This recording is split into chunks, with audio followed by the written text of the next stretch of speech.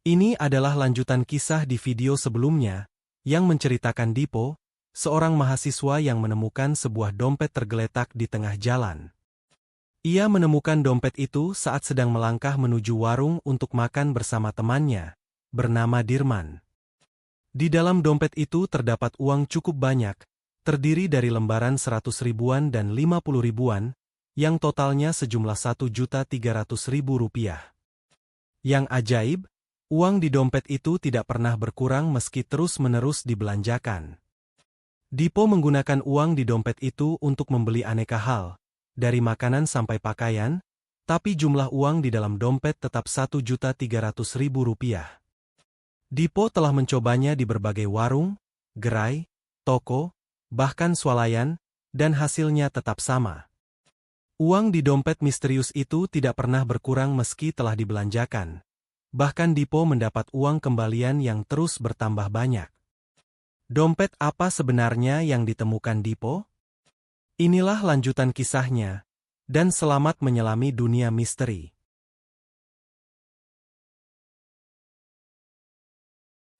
Hari itu, Dipo tidak masuk kuliah. Ketika Dirman mendatanginya untuk berangkat kuliah bareng, Dipo menyatakan lagi malas kuliah. Dirman pun lalu berangkat kuliah sendirian. Sekitar jam 9 pagi, Dipo keluar dari tempat kosnya, lalu keluyuran kemana saja ia ingin. Dipo masuk warung untuk sarapan, lalu pergi ke sebuah toko untuk membeli makanan dan minuman kemasan. Setelah itu masuk ke swalayan untuk membeli beberapa baju dan celana baru. Agak sore, setelah puas membeli macam-macam, dan setelah menikmati makan di gerai ayam goreng impor, Dipo memesan taksi untuk mengantarkannya ke tempat kos. Semua pembelian yang ia lakukan hari itu, termasuk biaya taksi, ia bayar menggunakan uang dari dompet misterius yang sekarang ia anggap miliknya. Dipo turun dari taksi dengan membawa banyak barang belanjaan, hingga teman-teman kosnya tercengang. Dipo lalu masuk ke kamar kosnya, meletakkan semua barang belanjaan di lantai kamar, dan segera membuka dompet. Ia mendapati isinya masih sama seperti saat ia berangkat tadi. Dan ketika dihitung, Dipo mendapati jumlah uang di dompet masih tetap 1.300.000 rupiah, tidak berkurang sedikit pun. Sementara ia telah mendapat cukup banyak uang kembalian, juga mendapatkan aneka barang yang telah ia beli seharian. Dipo merasakan dirinya begitu gembira. Ia seperti mabuk kepayang dengan kenyataan yang ia alami sekarang. Dia memiliki sejumlah uang yang tidak bisa habis meski telah dibelanjakan sebanyak apapun, bahkan uangnya justru bertambah karena terus-menerus mendapat uang kembalian.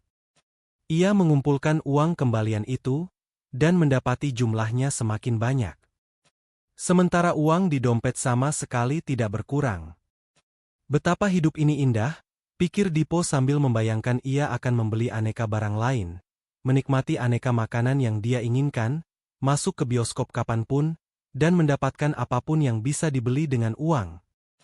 Ia tidak perlu bekerja untuk mendapatkan uang, karena uang di dompetnya tidak pernah habis. Ia tidak perlu pusing lagi mikir uang, karena uangnya kini terus bertambah banyak dari hasil uang kembalian dari tempat-tempat yang dikunjunginya. Diam-diam Dipo merasa dirinya telah jadi orang kaya. Sejak itu, kegiatan Dipo setiap hari hanyalah jalan-jalan dan keluyuran kemanapun ia ingin. Dipo tidak lagi berminat kuliah, karena pikirnya sudah tidak penting lagi. Menurutnya, tujuan orang kuliah biar dapat kerja, dan kerja biar dapat uang. Kalau sekarang ia telah memiliki uang yang tidak bisa habis, kenapa harus repot-repot kuliah? Jadi Dipo lebih suka memasuki swalayan, mengunjungi gerai-gerai makanan impor, membeli aneka makanan dan minuman kemasan, dan semua itu ia bayar dengan uang dari dompet misterius miliknya. Uang di dompet itu sama sekali tidak pernah berkurang, sementara Dipo terus-menerus mendapat uang kembalian. Dipo sedang merencanakan, kalau jumlah uang kembalian yang telah ia kumpulkan sudah cukup, ia akan beli sepeda motor. Lalu ia akan mengumpulkan uang kembalian lebih banyak lagi, dan akan membeli mobil, dan lain-lain. Dipo membayangkan semua itu sebagai hal masuk akal, karena nyatanya uang di dompet tidak pernah berkurang meski terus dibelanjakan. Sementara uang kembalian yang ia terima terus bertambah banyak seiring ia makin sering berbelanja. Makin hari, barang-barang yang menumpuk di kamar Dipo semakin banyak. Dari pakaian, aneka makanan dan minuman, sampai mainan. Dipo membagi-bagikan makanan dan minuman ke teman-teman kosnya, kadang bahkan memberikan pakaian yang baru dibelinya. Teman-teman kosnya senang dengan hal itu, dan mereka mengira Dipo mungkin baru dapat warisan atau semacamnya.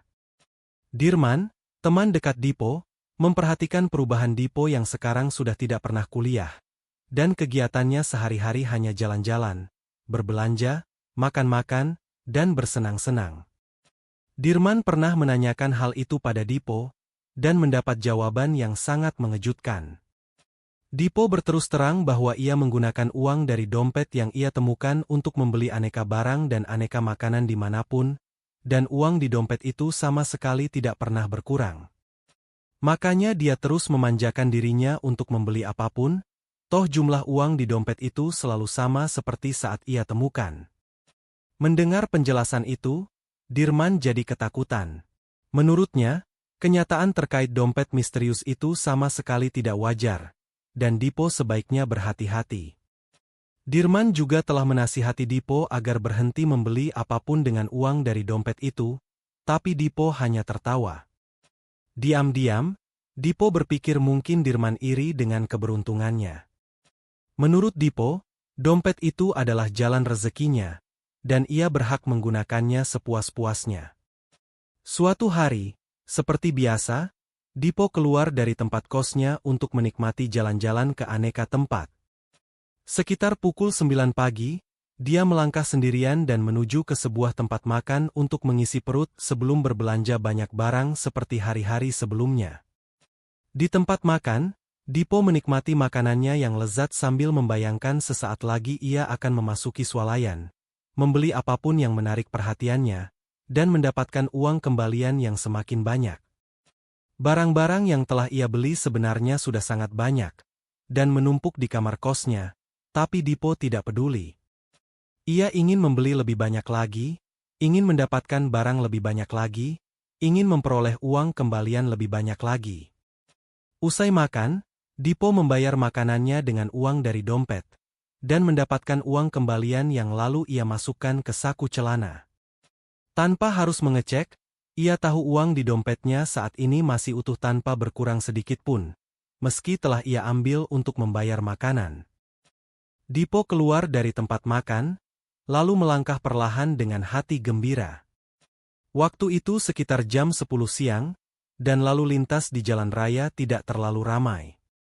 30 meter di depan ada swalayan yang dituju Dipo, dan ia merasa tak sabar ingin berbelanja di sana.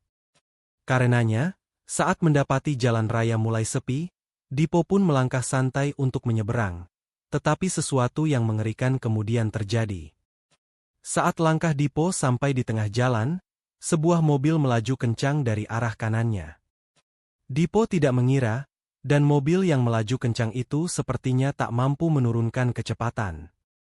Akibatnya benar-benar fatal. Mobil yang melaju kencang itu menabrak tubuh Dipo dengan sangat keras, dan Dipo terlempar ke udara. Sesaat kemudian tubuh Dipo jatuh menghantam aspal, sementara mobil yang menabraknya terus melaju. Sopirnya mungkin ketakutan, jadi memutuskan untuk tidak berhenti.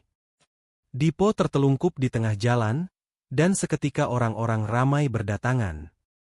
Beberapa wanita menjerit menyaksikan kondisi Dipo, sementara jalanan segera macet.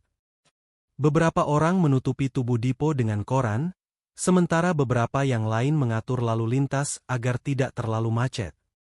Ada pula yang menghubungi ambulans untuk membawa Dipo ke rumah sakit. Tapi mereka sama-sama tahu, pria korban kecelakaan itu telah tewas, sementara mobil yang menabraknya telah menghilang. Di antara banyak orang yang berkerumun di sekitar lokasi kecelakaan, ada seorang pria yang diam-diam menemukan dompet berwarna coklat di antara kaki orang-orang yang berkerumun di sana. Dompet itu sepertinya milik si korban kecelakaan, dan dompet itu mungkin terlempar saat korban terjatuh.